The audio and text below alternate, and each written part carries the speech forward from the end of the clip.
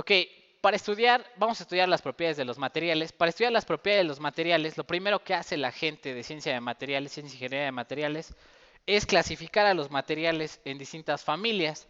¿Qué son estas familias? ¿Qué son estas familias de materiales? Pues van a determinar las características principales que tiene un material, pues debido a su fabricación. ¿Cuáles son esas características que yo buscaría para tener un buen producto o un buen uso de ese material? Dice ahí, lo que busco como características sería, primero, un buen desempeño mecánico, que yo utilice el material y no se fracture, que dure mucho tiempo, etcétera. Sería el segundo también, durabilidad. ¿Cuál sería el tercero? Dice ahí, que optimice el costo-beneficio, es decir, que yo no tenga que reemplazar la pieza una y otra vez, pero además que me cueste lo más barato y que obtenga la mejor propiedad por el precio que pagué. Y lo último, bueno, que sería también importante, que es el valor estético. A veces dicen, ay, bueno, que se vea bonito es lo de menos, ¿no? Total, ¿verdad? Si le pongo un chicle y un clip y esto funciona, pues qué importa, ¿verdad? Si le pongo plastiloca y ya arreglé el problema, también qué importa. Ok, es muy importante la parte estética. ¿Qué es lo que vende finalmente en un producto? La estética, ¿no? Si tiene un empaque de aluminio contra uno de plástico, la gente lo ve más duradero nada más por ser de aluminio, ¿no? Entonces, bueno, son algunas de las cosas importantes, el brillo, la textura, todo ese tipo de cosas son las que finalmente importan en el valor estético. Y dice ahí, ok, los materiales convencionalmente se arreglan en estas familias, serían las familias principales. Esta clasificación, pues bueno, viene del libro de Ashby. Es una persona que, bueno, aún vive, ¿verdad? Es un científico de materiales, una persona que se dedica a la ciencia de materiales y que, bueno, ha escrito libros y tiene un software para selección de materiales que vamos a usar más adelante. Pero bueno, él clasifica y la mayor parte de los libros clasifican a los materiales en metales, plásticos, cerámicos y compósitos. ¿Por qué los clasifican así? Normalmente estas familias están relacionadas principalmente con el enlace químico. ¿Qué enlace químico tendrían los metales? Pues enlace metálico. Y todos los metales pues tienen propiedades similares por ese tipo de enlace químico que tienen. Igual los plásticos tendrían enlace básicamente ¿qué? Covalente y tienen ciertas propiedades por ese tipo de enlace químico. Y finalmente los cerámicos. Como tal, como tal, no hay un enlace 100% metálico. Todos tienen un cierto grado de covalencia, un cierto grado de ceramicidad, o sea, de iónico. De alguna forma el triangulito, ¿verdad? ¿Alguna vez han escuchado hablar del triangulito? En el triangulito, ¿qué se hace? Se clasifica de acuerdo a la electronegatividad, qué tan cerámico o qué tan metálico es un enlace, dependiendo de la diferencia de electronegatividad y las propiedades que muestra el material. Pero bueno, finalmente, ¿verdad? Tenemos que clasificar a los materiales en familias para poder estudiarlos por separado y ver sus propiedades. De aquí, bueno, van a ver que la familia más subdividida es ¿quién? Los plásticos. Es una de las familias que, bueno, tiene comportamientos bastante diversos, bastante distintos o diferentes. Y bueno, de los metales, que son los que a nosotros metalúrgicos nos competen, siempre se separan en dos, los ferrosos y los no ferrosos. ¿Por qué los separan en esa forma? Bueno, los ferrosos son, ya lo había dicho, ¿no? Los aceros, los hierros, que tienen altas propiedades mecánicas, son baratos y son los más usados. Pero ¿cuál es la diferencia? Bueno, son baratos y todo. ¿Cuál es lo malo? Dijimos, se corroen y son muy densos, son muy pesados. Y los no ferrosos, que son para todas las demás usos finos de algún metal. Siempre que necesito un uso en el cual necesito resistencia a la corrosión, pues ya no voy a usar un ferroso. Voy a usar otra cosa, alguna cosa con alguna otra aleación. ¿Qué otra cosa por ahí? Bueno, si tengo una aleación específica, por ejemplo, para una cuerda de guitarra, probablemente no use un ferroso, no usaré lo más barato, buscaré algo que me dé las características específicas que yo necesito. Y bueno, hay que saber que esta es la clasificación clásica que se le hace a las familias de los materiales de acuerdo a su estructura y a su enlace químico. ¿Cuál sería el segundo? Dice ahí, ok, los metales. ¿Cuándo elegimos a un metal? Número uno, cuando necesitamos algo rígido. Los metales no se deforman fácilmente. Es decir, si yo necesito construir un puente que no se doble al momento de que se suba un camión, voy a utilizar probablemente un metal como estructura principal. El metal es muy rígido, no se deforma fácilmente al aplicarle un reesfuerzo. Por ahí dice, tiene altos, eso significa que tiene altos módulos de Young. Ahorita vamos a platicar qué es el módulo de Young. Probablemente ya lo han escuchado. ¿Qué es el módulo de Young? Es la rigidez, mide qué tanto se deforma una pieza al aplicar un esfuerzo. La siguiente sería, son dúctiles. ¿Qué quiere decir que sean dúctiles? ¿Mande? Se pueden hacer hilos muy bien, que se pueden deformar una gran cantidad sin fracturarse. Es decir, tienen altos porcentajes de elongación sin llegar a la fractura. Otro ejemplo clásico es, se pueden hacer hojas de oro, papel aluminio, hilos, ¿verdad? Cuerdas. Todos los metales se pueden deformar a tal grado que se pueden hacer diversas figuras geométricas sin romperse el material. Lo puedo deformar sin fracturarse. La siguiente dice son altas, ¿qué? Todos tienen altas resistencias mecánicas y esto es debido al enlace metálico. Este enlace metálico que une a través de una nube de electrones a los átomos genera estas altas resistencias mecánicas. ¿Qué otra cosa? Se pueden endurecer, ya vimos, ¿no? Todo lo que vimos de ¿qué? Elementos aleantes y tratamientos térmicos. Es decir, vamos a poder a estos materiales agregar algunas pequeñas cantidades de otro metal y lo que va a pasar es que se van a endurecer, van a mejorar sus propiedades mecánicas. Son buenos desde el punto de vista de ductilidad y formabilidad, es decir, la ductilidad es la cantidad de deformación que soportan para fabricar alguna pieza. ¿Qué tan fácil es hacer una pieza deformando al material original? Y luego dice ahí, tienen una alta tenacidad a la fractura.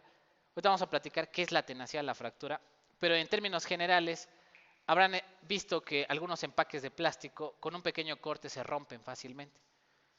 Y hay otros empaques, no sé si alguna vez han abierto unos audífonos de estos empaques gruesos, que lo corto, lo intento abrir y se deforma, se hace como chicle antes de romperse. Esa sería una alta tenacidad a la fractura, es decir, primero prefiere deformarse el material a dejar propagar las grietas críticamente a través de su cuerpo, ¿no? A través de la pieza. Esa es la idea de la tenacidad a la fractura.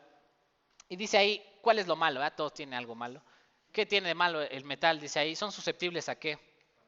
A fatiga y a corrosión. ¿Qué es la fatiga? Bueno, si tengo una pequeña grieta y uso el material continuamente, ¿qué le va a pasar a la grieta? Va a crecer, va a crecer. Y además, si hay medio corrosivo o algo que no lo proteja, pues toda la corrosión va a hacer que el material pierda sus propiedades mecánicas. Es decir, no son para siempre. Los metales, ¿qué les tengo que hacer? Reemplazarlos, debido o recubrirlos, protegerlos del ambiente. El ambiente o el medio ambiente les hace bastante daño a la pieza en general, ¿no? Dice ahí, los ferrosos son los que tienen, ¿quién? Principalmente hierro, y se caracterizan por esto, ¿no? Bajo costo, altas propiedades mecánicas, también alta densidad, incluye a los hierros y a los aceros. Los no ferrosos, ¿qué serían los no ferrosos? Todos aquellos que no tienen al hierro como elemento central. Los más utilizados son aluminio, sería el sustituto ideal para el hierro. ¿Cuál es el problema con el aluminio? Es más caro inicialmente, entonces no es lo mismo hacer un puente de acero que hacerlo de aluminio, porque el aluminio es bastante más caro, ¿no? El segundo sería el cobre. Este tiene propiedades eléctricas y térmicas muy importantes, por eso también es uno de los materiales más usados. Por allí el plomo también se utiliza de repente para reacciones químicas, sustancias, electrodos o algo por el estilo, pero además muchos elementos como elemento aleante para maquinar mejor las piezas metálicas. Cuando tengo que hacer un maquinado, se les agrega plomo para darle esa maquinabilidad a la pieza. ¿Cuáles otros por ahí? El níquel. El níquel también es importante desde el punto de vista de tiene muy buenas propiedades mecánicas. ¿Cuál es también el problema del níquel? Es caro, es más caro, pero bueno, tiene propiedades similares a los ferrosos, al igual que el aluminio, y además, bueno, se utiliza en las monedas, por ejemplo, en las superaleaciones, son la base de algunas superaleaciones que soportan altas temperaturas, por ejemplo. El estaño, ¿en qué se utiliza el estaño? En las hojalatas, ¿cierto? Como recubrimiento de hojalatas. Y bueno, ¿qué otros por ahí hay? Uno de los muy caros, traje de Iron Man, ¿verdad? El titanio. El traje, bueno, es lo de menos, ¿verdad? Pero el titanio se utiliza porque además de tener excelentes propiedades mecánicas, mejores que las del acero, ¿qué tiene? Probablemente el platino. ¿Cuál es la diferencia entre cuándo elegir titanio y platino? El platino es un metal precioso, no tiene muy buenas propiedades mecánicas. Y el titanio tiene muy buenas propiedades mecánicas, mejores que las del acero. Pero ¿cuál es el problema? Es muy caro. Además es muy ligero, ¿no? Es muy ligero. Es decir, se pueden hacer láminas muy delgaditas y muy resistentes. Es lo del aluminio, ¿verdad? Pero con el costo doble, ¿no? Triple. Es mucho mejor, ¿no? Pero bueno, Iron Man por eso puede volar, ¿no? Porque es ligero y es resistente, ¿no? Y le puede chocar a un tanque o uno de esas cosas, no se muere, ¿no? La siguiente dice ahí, zinc. ¿El zinc para qué se utiliza? Bueno, básicamente es un recubrimiento en la mayoría de los casos. Es un recubrimiento que le llaman el galvanizado y le provee de alguna forma una protección a la corrosión al resto de los metales. También se utiliza como elemento aleante. ¿Qué aleación utiliza mucho zinc? Lo vimos por ahí. Los latones utilizan zinc. Y bueno, básicamente, ¿por qué elegir un material no ferroso? Pues básicamente tiene, número uno, menor peso o necesito alguna propiedad térmica o eléctrica específica. Algunos necesitan resistencia a la corrosión, los que son zinc, titanio, aluminio, y de alguna forma tienen distinta apariencia y propiedades especiales. Todos estos materiales es cuando necesito una propiedad especial de mi metal. Necesito una propiedad especial y no me importa mucho más el precio, ¿no? El precio se queda un poquito de lado. Siempre que sea algo barato, ¿no? ¿A dónde me voy a ir? A los ferrosos. Siempre que necesito algo especial y el precio queda un poquito de lado, me voy a los no ferrosos. ¿Ok? La segunda dice ahí, ¿cuándo elegir un cerámico? Número uno, también son muy rígidos. Yo nunca he visto que un edificio se doble, ¿no? Entonces, los cerámicos tienen alto módulo de Young, es decir, no fácilmente se deforman al aplicarle un esfuerzo. ¿Cuál es el problema de los cerámicos? Son muy frágiles. En cuanto yo tengo una grieta, en cuanto le aplico un esfuerzo más allá del que soporte el material, como mazapán se desmoronan, ¿no? Se rompen, se fracturan. Y dice ahí, tienen alta resistencia a la compresión, también por eso los utilizan. Es decir, soportan muy bien el peso y son mucho más baratos que poner elementos metálicos o materiales metálicos. Tienen baja tenacidad a la fractura, otra vez, ¿verdad? Una pequeña grieta propaga críticamente a través de un cerámico. Y poca formabilidad. Esto de la tenacidad de la fractura en un edificio es crítico. Una pequeña grieta se puede propagar rápidamente y puede hacer que el edificio se caiga completamente. ¿Cuál otro por ahí? Poca formabilidad. Es decir, no es tan fácil hacer cualquier pieza de un cerámico. No se pueden maquinar, laminar, deformar y hacer una pieza como tal. Normalmente se hacen a través de moldes, ¿cierto? Se hacen a través de moldes. ¿Y qué otra tienen por ahí? Lo que sí tienen es alta dureza, resistencia al rayado, resistencia a la corrosión, resistencia a la temperatura. Es decir, casi nada los daña químicamente. Son materiales muy estables, de hecho ya están totalmente reaccionados. Su enlace químico es el iónico, en el cual ya intercambiaron los electrones que tenían que intercambiar y hasta ahí es suficiente. No necesito más para un cerámico. ¿Qué otra cosa por ahí? Bueno, vamos a ver los siguientes. Estos están muy de moda, ¿verdad? Y bueno, básicamente han ganado terreno contra los otros dos. ¿Por qué han ganado terreno los polímeros? Dice, número uno, bueno, tienen una propiedad totalmente contraria a los otros dos. Es decir, tienen bajo módulo de Young. ¿Qué significa bajo módulo de Young? Con un pequeño esfuerzo se deforman. Si yo quiero construir ¿cómo se llama? Un trampolín, ¿de qué lo haría normalmente? Aquel que con poquito esfuerzo se deforma sería un polímero. Probablemente, siempre que necesito bajo módulo de Young, baja rigidez en el material, utilizo un polímero. También, parece que no, pero tienen alta resistencia a la tensión. Fibras de nylon, fibras de nilamida, fibras de, ¿cómo se llama? Fibra de carbono, tienen muy buenas resistencias. Es decir, los hilos que yo puedo fabricar con polímero tienen altas resistencias ya sea a la tensión y de alguna forma, ¿cómo hago que esa resistencia a la tensión sea importante? Pues simplemente tejo el polímero y ya creo un material mucho más resistente que el polímero original. ¿Qué es lo que no soportan muy bien? La flexión. Es decir, yo quiero ver que alguien intente estirar un trampolín hasta romperlo, ¿no? Uno de estos tumbling o brincolines que les llaman, ¿no? En las fiestas. Es muy difícil romperlo, pero alguien se para encima de él y se deforma fácilmente. Esa es la diferencia de los polímeros con respecto a los otros materiales. ¿Por qué se utilizan mucho? Por el bajo ¿qué? Por el bajo peso.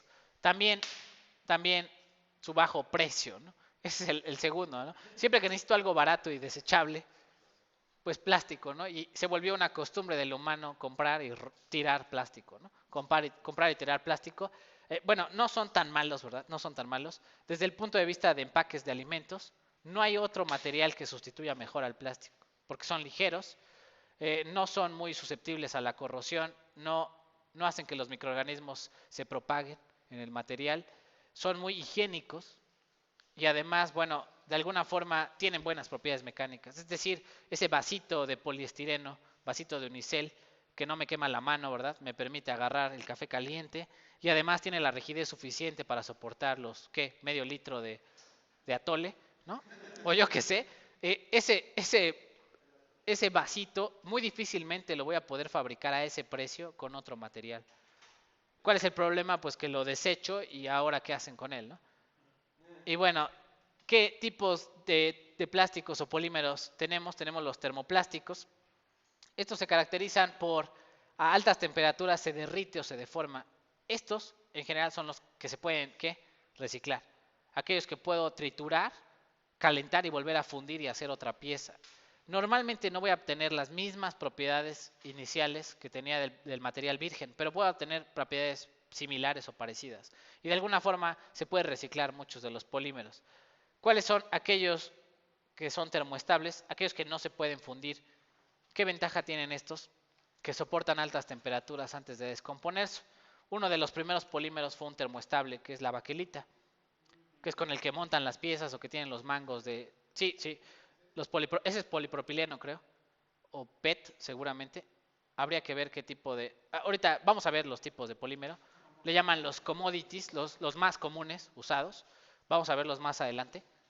¿Qué otra por ahí hay? Están los elastómeros. ¿Cuáles son los elastómeros? Son aquellos que, bueno, tienen una alta elasticidad, muy baja rigidez y un buen módulo de ion. ¿Qué quiere decir? Que de alguna forma se deforman fácilmente ¿cómo se llama? Sin fracturarse. Ejemplos de ellos son las ligas, ¿no? Las clásicas ligas.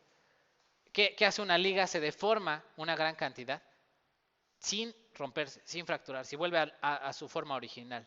Básicamente estos materiales nunca los hubieran fabricado la gente de la antigüedad, son nuevos, son muy distintas propiedades a las que tenían formalmente con los otros dos, ¿no? Cerámicos y metálicos. ¿Cuáles son los últimos? Los materiales compuestos, de alguna forma es la familia tramposa, ¿verdad? Porque aprovecha propiedades de un material y de otro, es decir, va a aprovechar las ventajas de uno y las desventajas de otro. Y lo hemos usado. Algunos dicen, ay, es muy novedoso porque es un material compuesto. Los compuestos han estado ahí desde el principio de los tiempos.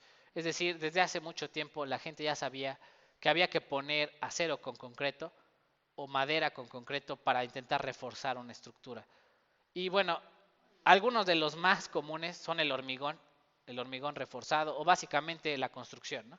¿Qué hacen en una construcción? Pues aprovechan las propiedades de alta resistencia a la tensión de los metales, su alto módulo de Young, su rigidez antes de fracturarse, y luego lo recubren ¿con qué? Con cemento. Y ese cemento lo que le da es resistencia a la compresión, además protege de la corrosión al metal. Es como paga doble. Paga doble, es decir, tengo las buenas características de un cerámico más las buenas características de ¿quién? Del metálico. Otro de los famosos, el que está atrás, que es ¿qué? La fibra de carbono. Es un material muy caro, pero que tiene mucho mejores propiedades que el acero. ¿Y qué se hace? Bueno, es muy caro porque hay que tejer los hilos. Además, la fabricación del hilo, de la fibra de carbono, es bastante difícil. El proceso de fabricación, pues, es muy costoso. Pero ¿cómo se fabrica la fibra de carbono? Bueno, se pone esta tela, que son las fibras de carbono como tal. Son hilos con una estructura específica, una estructura le llaman nanotubo, tipo nanotubo en la parte del carbono. Es una estructura muy especial. Y tejo los hilos y luego lo recubro con resina epóxica, que es otro polímero. Y ese material compuesto, pues tiene unas propiedades de resistencia a la tensión, resistencia al desgaste, muy buenas propiedades. ¿Cuál es el problema? Pues es muy caro. No cualquiera se puede comprar su Ferrari de fibra de carbono, ¿cierto? Tendrán que comprar su lámina de acero y cargarla todo el día. Igual, ¿no? Estos los utilizan mucho para prótesis, porque son ligeros. Entonces tengo una super pierna, ¿no? Que además de ser ligera, pues soporta más kilos que mi pierna original, ¿no? O le puedo pegar y no se va a romper, ¿cierto? Bueno, son algunas de las otras prótesis se hacen de titanio también, pero más caras. La fibra de vidrio normalmente también es casi polímero, la fibra de vidrio, o sea, es decir, son dos polímeros, pero de alguna forma se aprovechan propiedades de uno y del otro, ¿no? La fibra de vidrio también es uno de los compósitos importantes. Normalmente se considera polimérico básicamente. Y bueno, vamos a platicar de todos sus materiales, ¿no? Los más importantes. Más adelante vamos a platicar de qué están hechos, cuál es su composición, cuáles son los más comunes, etcétera. Vamos a ver las propiedades. ¿Qué busco yo en las propiedades de un material? Dice por ahí. Dice, la propiedad de un material es, de alguna forma, tiene que ser una cantidad intensiva. No se puede medir algo extensivo, tiene que ser una propiedad que yo pueda escalar desde algo pequeño hasta algo grande. ¿Qué otra cosa es importante? De alguna forma es algo cuantitativo que me permite caracterizar los beneficios que tiene un material sobre otro. Me va a permitir caracterizar. ¿Qué es lo primero que hace la ciencia de materiales? Pues hacer mediciones. Lo primero es aplicar ensayos. Normalmente estos ensayos están normalizados. ¿Cuál es la institución a nivel mundial más importante para normalizar experimentos? Entre la ISO y la ASTM, ¿no? Por ahí está la ASM, pero bueno, la ASTM es la institución a nivel mundial que, digamos que dicta la pauta de cómo hacer los experimentos para probar materiales, ¿no? La ASTM que, pues bueno, dice ahí al final testing materials, ¿no? Finalmente es para probar o hacer ensayos sobre materiales. Una vez que yo hago el ensayo, pues obtengo resultados, obtengo curvas y los interpreto. Estos resultados de alguna forma van a ser las características, la información sobre mi material. Y con esta información me va a dar la pauta de qué puedo fabricar y qué no puedo fabricar con ese material. Ese producto final, esa aplicación final de mi material, pues todavía no pasa la prueba. ¿Cuál sería la última prueba? La prueba estética, la prueba económica, si es rentable o no es rentable, ¿no? Por ahí decía yo, bueno, hacer un edificio con fibra de carbono, pues sería súper ligero el edificio, podría ser rascacielos mucho más altos. El problema es que en un solo rascacielos me gasto lo de 20, ¿no? O lo de 30 edificios. Entonces, habría que todavía pasar la prueba económica, si es viable fabricar ese material a gran escala o a la escala que yo lo necesito. Y bueno, dice ahí, algunas de las cosas les van a tocar hacer de repente cuando hacen ciencia de materiales. A veces les va a tocar la parte de hacer ensayos mecánicos, a veces les va a tocar la parte del diseño, a veces la parte económica. Ustedes tienen que estar listos para la parte que les corresponde, a veces la selección de materiales. Entonces, bueno, la idea de esta materia en general es esto, llevarlos desde el principio hasta dónde, hasta el final. Y es mucha teoría, pero es necesaria. Son cosas que a veces no son tan obvias al momento de elegir o fabricar una pieza. Entonces, bueno, al final yo espero llegar hasta la parte económica y poder determinar algunas cosas importantes de reciclaje o de otras cosas ecológicas o económicas al respecto. Bueno, la última dice ahí, ¿qué necesito? Bueno, todo este serían los pasos a seguir durante la selección de un material o elegir o el diseño de un componente. Tengo que ver las pruebas mecánicas, recolectar los datos, tener guías de diseño. Diría yo, siempre que vayan a diseñar algo, porque les va a tocar en algún día diseñar algo, yo les diría, el mundo ya está hecho prácticamente. Es decir, primero investiguen convencionalmente qué material utilizan para fabricar, cuáles son los diseños convencionales que se utilizan y luego ya se ponen creativos y a innovar, ¿no? Siempre un error clásico es no revisar lo que se ha hecho hasta ahorita. Es decir, voy a hacer una pelota y pues se me ocurre que la voy a hacer de piel de cocodrilo, ¿no? ¿Por qué? Pues porque es innovador, ¿no? Y, y podría ser el error más grave que puedan cometer, ¿no? Habría que revisar qué polímeros, qué cerámicos, qué materiales se utilizan para hacer una pelota antes de ponerme a experimentar con materiales extraños, ¿no? Bueno, básicamente sería lo importante. Vamos a ver la clasificación de las propiedades de los materiales. Y bueno, hay que saber su nombre en inglés y en español. ¿Por qué es importante saber su nombre en inglés y en español? Normalmente las bases de datos no van a estar en español. De aquí en adelante, probablemente en su formación, van a tener que buscar cosas en inglés. Es probable que mucho en español no esté por ahí. Y bueno, ahí están algunas de las propiedades. ¿Cuáles serían las propiedades generales? Y no porque sean generales son las menos importantes, al contrario, serían las más importantes, que sería densidad y qué, y precio. Toda la densidad importa porque me involucra cuántas toneladas voy a utilizar y cuántas toneladas voy a cargar todo el tiempo con mi material. ¿Cuál sería el segundo? Bueno, el precio, ¿verdad? Todo en este mundo necesita dinero para hacerse. Por ahí, después de las propiedades generales, me baso en las propiedades mecánicas. Y aquí es donde entra el factor de diseño. Si tengo buenas propiedades mecánicas, pues voy a ocupar menos material en mi pieza o en mi aplicación y además va a tener mejor desempeño a final de cuentas. Si tiene buenas propiedades mecánicas, puedo aprovechar para hacer una bonita geometría, darle mejor estética, todo importa, ¿no? Y de ahí, bueno, ya serían las propiedades especiales. ¿Qué propiedades especiales tendría que revisar? Pues la parte térmica, qué tipo de calor, qué tipo de conductividad, cuáles son las transformaciones que ocurren, cuál es su máxima temperatura de servicio, etcétera. Igual entrarían las propiedades eléctricas y ópticas. Y lo último que también está muy de moda, que serían las propiedades ecológicas. ¿Qué es una propiedad ecológica, chicos? Pues bueno, básicamente las dos más importantes le llaman la energía embebida. La energía embebida, que es cuánta energía necesito para fabricar cierto material. Mientras más energía, pues más consumo. Finalmente esa energía tiene que venir de algún lado. La tengo que hacer de forma eléctrica, quemar algo. El humano siempre quema cosas, ¿no? Y finalmente, si necesito energía, habrá algún impacto ambiental que considerar. ¿Cuál sería el segundo? ¿La huella de qué? De carbono. De nuevo, ¿verdad? Producir energía, producir un material, normalmente involucra una huella de carbono, que finalmente es cuántos kilogramos de CO2 estoy liberando al ambiente para darle de comer a las plantitas, ¿no? Finalmente, bueno, la cantidad de CO2 es la que está afectando lo que llaman el calentamiento global y este tipo de cosas, ¿no? Con eso se mide, básicamente, como que parece que todavía está muy precario este asunto, ¿no? Tendría que venir energía de reciclado, transporte, cuánta energía ocupo para transportar el material. Hay un montón de estudios novedosos en esta parte, incluso estudios de posgrado o eso que tiene que ver con la parte ecológica. Está de moda, ¿no? ¿Qué les digo? Está de moda. ¿Sale? La siguiente, bueno, hay que saber las unidades de cada una de estas propiedades. Las vamos a ver a detalle, cada una de ellas. Vamos a empezar con las mecánicas, pero de alguna forma hay que conocer todas las propiedades y sus unidades en el sistema internacional y probablemente en otros sistemas eh, de medición. Aquí está más o menos la hoja de un material convencional. Vamos a ver, nosotros vamos a estudiar aquí con un software que es el CC-DUPAC.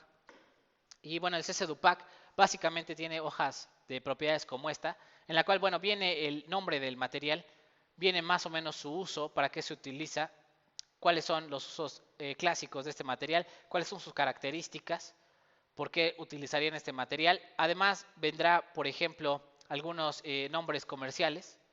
Algunos nombres comerciales. No siempre van a encontrar el material con el mismo nombre. ¿Y qué otra por ahí vienen sus propiedades? No van a venir bien separadas. ¿Qué propiedades habría que buscar? Y normalmente siempre voy en ese orden. Primero las propiedades generales y luego las propiedades mecánicas y al final las propiedades especiales que necesito de mi material.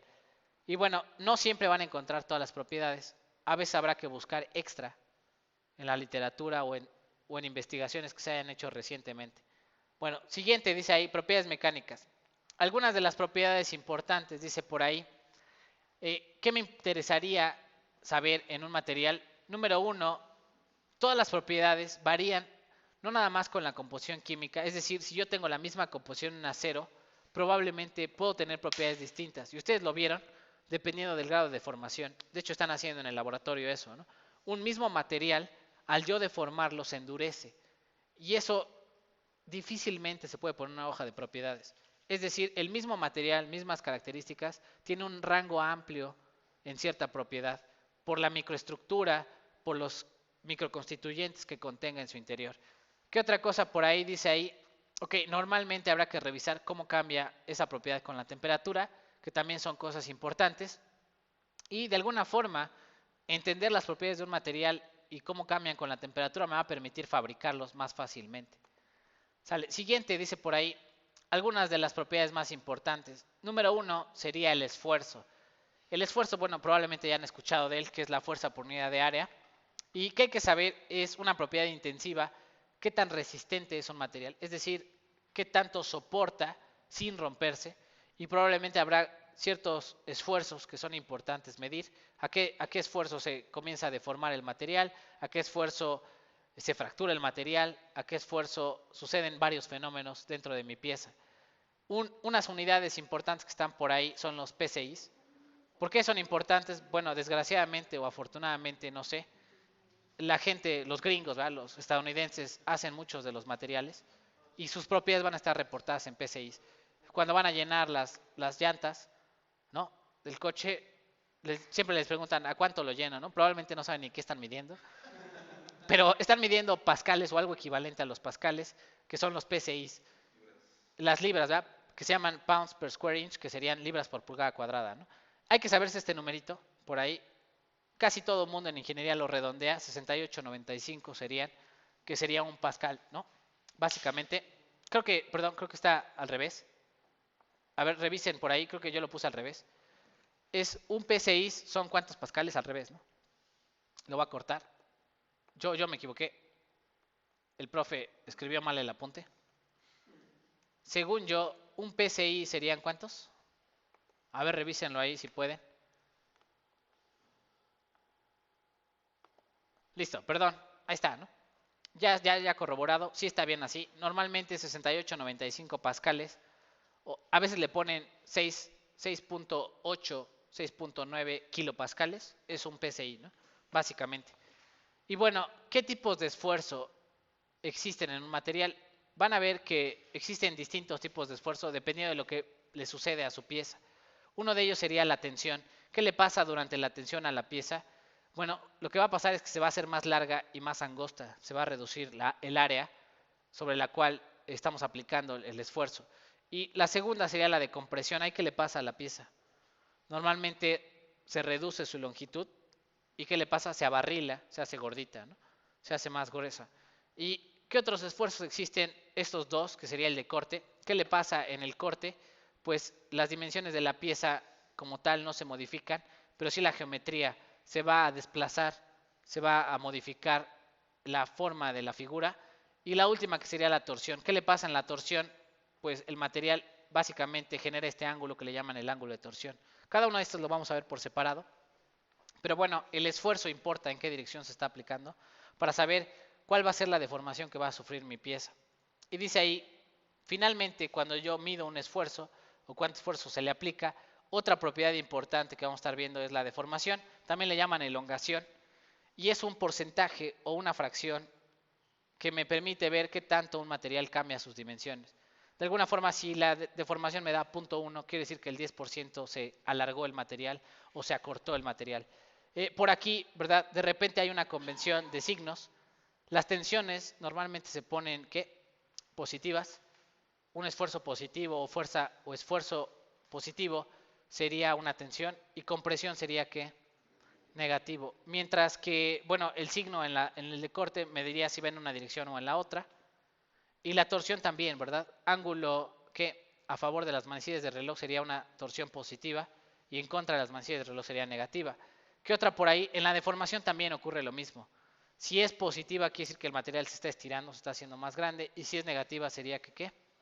Se comprime, se está haciendo más pequeño. Y bueno, dice por ahí, de alguna forma, cosas que me interesan sería este concepto que es deformación elástica y plástica.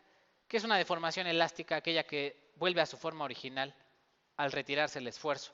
Y deformación plástica es cuando ¿qué? Se deforma de forma permanente, ¿no? Es decir, el material, una vez que yo aplico la fuerza, el material nunca vuelve a su forma original. Y dice por ahí, ¿no? Deformación elástica es la fuerza que es recuperable y mientras que una deformación plástica, de alguna forma, es cuando el material no regresa a su forma original.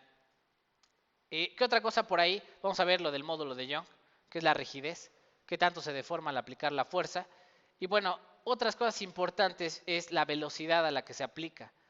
Esta velocidad de deformación, normalmente se pone la deformación o elongación con puntito arriba. ¿Cuáles son las unidades? Serían los hertz o segundos a la -1. Esto me va a decir qué tan rápido estoy yo aplicando el esfuerzo o qué tan rápido estoy deformando una pieza. Probablemente sabrán que no es lo mismo aplicar una deformación o un esfuerzo de forma lenta que aplicarlo de un solo golpe con un impulso mayor. El material se comporta muy distinto cuando el esfuerzo se aplica lentamente a cuando lo aplico instantáneamente o de forma veloz. Y dice, bueno, los comportamientos de un material son básicamente esto. Algunos se comportan en forma recta y estos son los fáciles de estudiar. Normalmente los metales están en esta zona. O sea, tiene una zona elástica lineal y los polímeros tienen una zona que elástica no lineal. Los polímeros probablemente son mecánicamente más difíciles de simular o de representar o calcular cosas debido a su comportamiento no lineal. No son tan fáciles ¿cómo se llama?, de caracterizar. Las otras cosas, dice, bueno, hay algunos términos importantes, que es un material viscoelástico. Dice ahí, de alguna forma, se asocia con los materiales poliméricos, aquellos que responden de forma viscosa al aplicar un esfuerzo. ¿Qué es viscoso? Bueno, que yo aplico un esfuerzo, se deforma, pero de alguna forma regresa a su forma original. Y bueno, vamos a ver cómo se comporta un material. Aquí está la gráfica. Este sería el comportamiento ideal, ¿no? Yo aplico un esfuerzo, mantengo el esfuerzo un cierto tiempo y luego libero el esfuerzo y la pieza tendría que devolverse a su forma original. Eso es lo que yo esperaría observar, pero ningún material se comporta así de idealmente. Es decir, en cuanto yo aplico el esfuerzo se ve la deformación y en cuanto yo lo libero se regresa a su forma original. ¿Qué le va a pasar a los materiales? Por ejemplo, si yo supero su punto de flencia, lo que va a suceder es que aplico el esfuerzo, se deforman y cuando suelto el esfuerzo, si ya pasé la parte plástica, ¿qué le va a pasar? Nunca va a regresar a su forma original, va a quedar deformado. ¿Qué otra por ahí sucede? Dice por ahí, otro sería este comportamiento. Este comportamiento se caracteriza, por ejemplo, en los viscoelásticos, los polímeros. ¿Qué sucede? Yo le aplico el esfuerzo y se tarda un tiempo en deformarse. Es decir, no es inmediata la deformación. Y llega un punto en el cual libero el esfuerzo. ¿Y qué le pasa a la curva? Lentamente regresa a su forma original. No es inmediato, no regresa al 100% a su forma original. Y bueno, son algunos de los comportamientos. Vean que en algunos no regresa o tiene una deformación residual al terminar de aplicar el esfuerzo. Algunos tardan tiempo en deformarse por completo. Y algunos, ¿verdad? Dependiendo, esto le llaman el creep, algunos dependiendo de la temperatura se van deformando lentamente con el tiempo. Es decir, un poste, habrán visto un poste que a pesar de no aplicarse mucho esfuerzo, con el tiempo se van chocando, ¿no? Lentamente. El paso del tiempo y la temperatura hace que el poste lentamente se deforme y nunca regrese a su forma original, a pesar de nunca haber aplicado un esfuerzo mayor al de excedencia, ¿no? Bueno, vamos a ver entonces curva de esfuerzo de formación. De esta va a haber una actividad que hacer. Van a tener que hacer una actividad. Ahorita apuntan los datos o lo revisan. Voy a subir el apunte para que ustedes revisen los datos y hagan su actividad. Dice ahí, ¿qué hay que hacer en una curva de esfuerzo de formación? Pues básicamente se utiliza una máquina de ensayos mecánicos en el cual lo que se busca es mantener la deformación constante. Es decir, se va a deformar la pieza y lo que se mide es cuánta fuerza se necesita para deformar la pieza. ¿Cómo se ve la máquina de ensayos mecánicos? Bueno, básicamente es esta. Lo que se aplica es una probeta con estas dimensiones que parece reloj de arena. Y lo que se va a medir es, lo que se mantiene constante es la deformación. Es decir, la pieza se va a deformar constantemente y lo que se mide es cuánto esfuerzo necesito para irla deformando. ¿Qué le va a pasar a la pieza? Pues bueno, por ejemplo, los materiales metálicos lo que les va a pasar es se van a hacer más delgaditos en la zona que le llaman, ¿qué? La copa cono, ¿no? O la estricción. Y en esta zona de estricción finalmente va a ocurrir la fractura. Ahí el material se va a romper en dos. Apunten los datos si quieren, vayan haciendo, vamos a hacer algunos cálculos. Si quieren, apunten los primeros datos. El primero sería, hay que medir el diámetro de la pieza. Normalmente es media pulgada. Normalmente la pieza estándar es de media pulgada. Y por ahí, ¿cuál es la longitud?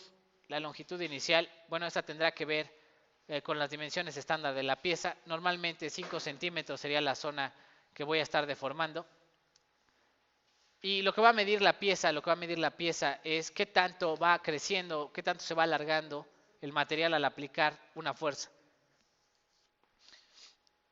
¿Dudas, preguntas con esta parte? Entonces, estos serían los datos que vendrían directamente de una curva de esfuerzo de formación. La pieza mediría qué tanto se va, perdón, la máquina de ensayos mecánicos, mediría qué tanto se va alargando la pieza y va a medir respecto cuánta fuerza se necesita para esa deformación. ¿Cómo se llaman este tipo de máquinas? Se llaman ensayos, ¿cómo se llama? La máquina de ensayos mecánicos universal, porque puede hacer varios ensayos, no nada más tensión. Se puede hacer compresión, fatiga, varios ensayos mecánicos en este tipo de máquinas, ¿no? Bueno, vamos a seguir.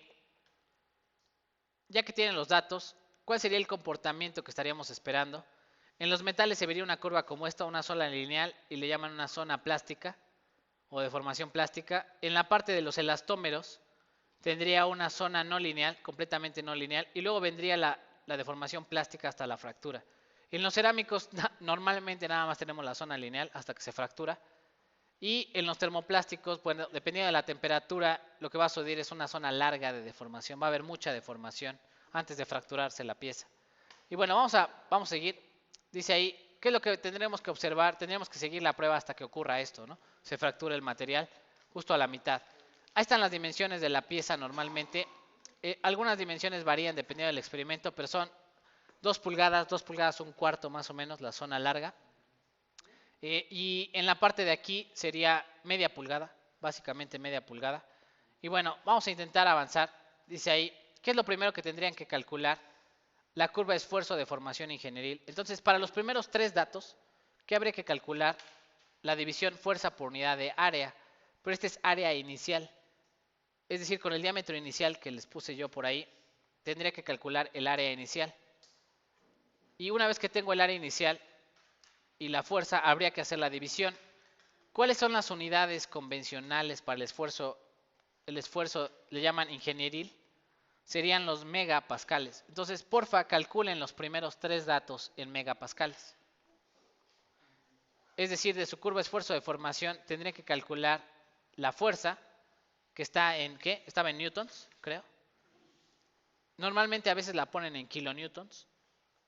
Y habría que calcular el área, la pondríamos en metros cuadrados. Y con esta división habríamos los megapascales. Entonces, por ahí me dicen los 3 primeros valores. Bueno, el primero, ¿cuánto valdría? 0, ¿no? 0 megapascales. Me dicen los otros 2. ¿Cuánto valdría el esfuerzo en esta zona? ¿Necesito el dato de la longitud? No, ¿verdad? Solamente necesito con el diámetro inicial calcular el área y luego hacer la división con la fuerza. ¿Cierto? Intenten hacer el cálculo. Bueno, vamos a empezar los cálculos. Ustedes me dicen cómo hacer el primero. El primero sería calcular el área, ¿no? Calcular esta área inicial. Lo voy a poner por aquí abajo. Ya ahorita lo borro. ¿Cómo quedaría? Sería área inicial. Área inicial sería igual a, con el diámetro que tenemos sería pi, ¿no? Pi por el diámetro inicial al cuadrado. Tiene que ser el diámetro inicial al cuadrado sobre 4, ¿cierto? Y el diámetro inicial lo pueden poner en ¿qué unidades? Metros. Que en vez de ser esta cantidad de centímetros, sería este por 10 a la menos 2. O recorrer el punto 2 cifras hacia la izquierda. Punto 0,1263, ¿no? Ese sería el diámetro que pondrían aquí. ¿Cuánto les da, chicos? ¿Cuánto les da en unidades de metro cuadrado? Yo lo voy a hacer con sistema internacional. Ustedes, hay algunas conversiones por ahí que dicen, ¿no? Kilonewton sobre milímetro da megapascal, una cosa por el estilo. O newton sobre milímetro, ¿verdad? Cuadrado da pascal. Megapascales, porque milímetro, ¿no? Al cuadrado es a la 6, ¿no? Y ya me da los megapascales. Pero bueno, aquí, dígamelo en metros cuadrados, ¿cuánto sería? 1.25 por 10 a la ¿qué? 10 a la menos 4. Ok, y con esta área haría la división de los primeros 2 datos directamente en newtons. Directamente en newtons serían estos. Dividir esta cantidad entre el área que nos salió. ¿Cuánto me daría el primer cálculo? El primer cálculo de esfuerzo. Sería fuerza por unidad de área inicial. ¿Cuánto les dio? 355.2. ¿Qué unidades? Megapascales. Que sería 10 a la 6, ¿no? 10 a la 6 pascales. O sea, son 355 millones de pascales. ¿Cierto? ¿Dudas, preguntas? ¿Sí le salió? ¿Y el segundo? ¿Cuánto da el segundo, chicos? Rapidísimo. El segundo valor de la tabla para el esfuerzo.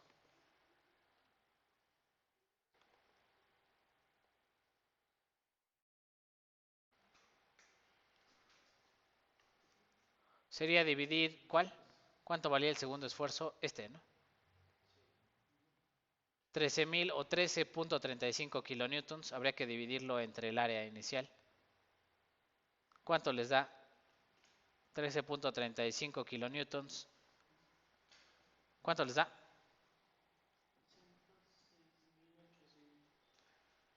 ¿Cuánto? No, tiene que ser más.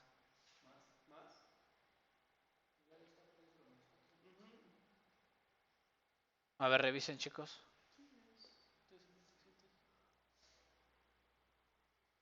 Ok, ¿cuánto les da entonces?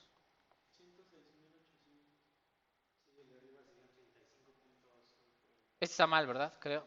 106.000.8, ¿no? ¿Así? ¿Así? ¿Megapascales? Creo que este está mal, ¿no? Es 35 punto ¿qué? 52. Estaba mal, perdón, chicos.